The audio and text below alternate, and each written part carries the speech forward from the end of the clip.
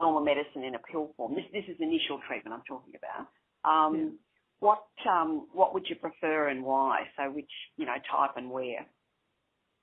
Well, so like with the Herceptin, you could have that as a subcutaneous injection, and I was quite happy to have that at home.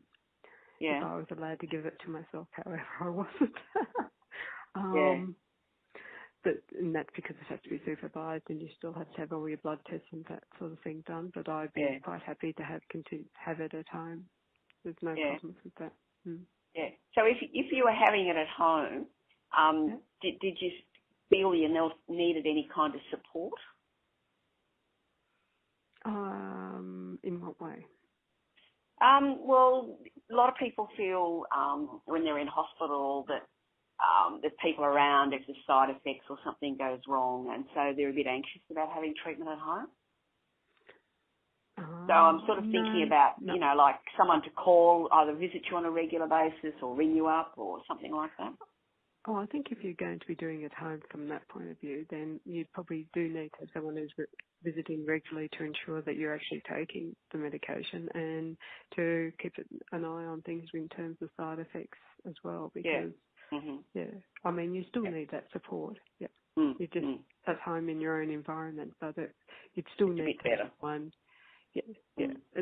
I mean, although having said that, I think initially when you're diagnosed, it's probably a good thing to go into the hospitals and even as a day patient, because you get a lot of it's more that extra support of knowing that you're not alone, that there are other people there. And I think for me, it's also a bit of a wake-up call, because I thought, I can't, it's difficult for me to complain about what I'm going through when I was sort of seeing so many younger women having to go through the treatment, and I'm going, well, I've seen a lot more of the world than what they have. So in terms, I think, but also the support from the nursing staff, and you've got the breast care nurses. I think it'd be very isolating, actually, more at home. But actually, I mean, I don't think that would be a good thing. No, I think about it a little bit more. Yeah, when I think about it a little bit more, I think, I think that support's really important initially. Like secondary treatment may be different, but, sort of like if you've got to have the hormone treatments or, even me with the Herceptin, I think that might be different, but I think it's still in the initial stages. It's very important perhaps to be in the hospital environment. Yeah, okay, yeah. So can I ask you what type of information you've been able to access for breast cancer? Well, I do a lot of my own research, so but also online. But I do go to reputable sites, and but the oncologist, she provided me with information from the New South Wales, what's it called? Website that gave us some very good information regarding the treatments and what to expect and things like that. Yeah. You did have to join. I've forgotten Onco. Yeah. Onco. I've forgotten what the name of it is. Yeah. That's all right. Yeah, that's okay. Don't worry. So, of the information that you've been able to access, what information would you say has been helpful? Anything in particular? No. All right. Well, on the other side, did you find any information that was unhelpful? No, because I think there's a lot of unknowns. Yeah. No, that's all right. Else. And so I think any little bit. I think the problem for me is I can become a little bit obsessive. So I've just got to stop looking. Yeah. No, because some people do say, like, listening to other people's or reading other people's experiences, is not always helpful, but, everybody's different. Yeah. Well, I am on an online forum.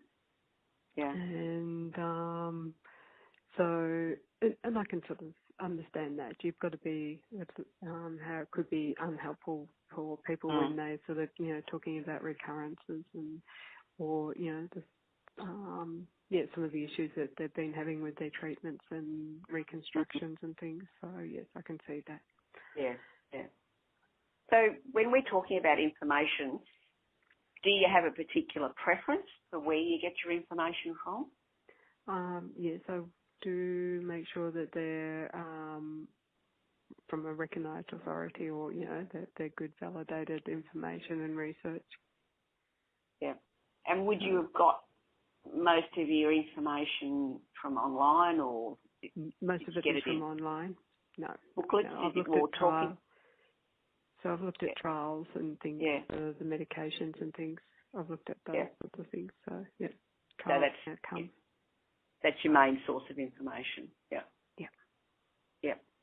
Now, when receiving information, if you can think back to initially when you received the diagnosis, when do you think you were most receptive to receiving the information and about the plan and all that? I mean, was that right at the beginning, or was, when you thought about it a little bit later?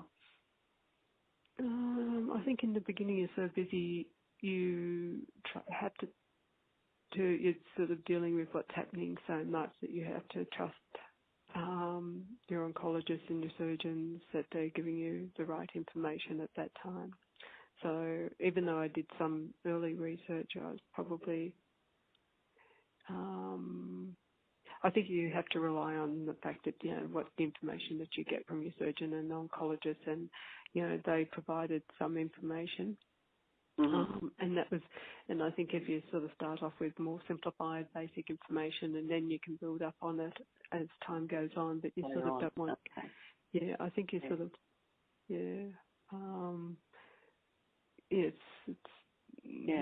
head's not in a really good spot to start with, and you get so many other things by the time you have all the tests done and things. So you just go. So you don't really have time. Yeah, initially. Yeah. So overall, what would you say the communication that you've had with healthcare professionals has been like? I think I've been extremely lucky. So it's been very good for me. And I know that I've got access to my oncologist or my breast surgeon if I've ever had any problems or any concerns. So they've always been, they've always contacted me back fairly quickly if I've had any issues. Yeah. So they'd be the healthcare professionals you talk to and trust the most, your oncologist and the surgeon? Well, they're the ones I've had the most contact with, because I've had, even though the breast nurse and you've got the nursing staff at the centres, so they are probably, I didn't really need the breast care nurses. So you didn't use it? Okay. No, so it wasn't a service I really used. So, but I know a colleague of mine, she used them a lot more than I did. Because I suppose I was, different, really. Yeah, as long as it's there and you could have accessed it if you wanted to. No, I had access to it. I think the problem with the private system, though, is that you've got to pay for everything. Whereas I think in the public system, I would have had, the access would have been a lot easier and a lot more convenient. Whereas for that it would. So that's right. Private. Yeah. So do you feel as though you've been treated respectfully throughout your interaction with the health professional? Oh, yeah, definitely. Yeah, okay, that's good. All righty. Now, I just want to ask you the next set of questions about quality of life and then sort of a bit about future treatment. Has breast cancer affected your quality of life and the quality of life of your family? Yes. In what way? Well, up until 2 years ago, I considered myself to be very fit and healthy for someone of my age. And I've gone from being very fit, healthy, to someone who, I had no health issues, and all of a sudden now, because the other problem was during this time, I was diagnosed with mitral valve regurgitation. They thought I had a moderate mitral valve regurgitation, so there was even questions about me having surgery at one stage. I have a goiter, which is a multinodular goiter, so now I'm going to have more treatment to that. And it just sort of seems like every time I turn around, something else is going wrong. So no, it's, it has really affected. Lots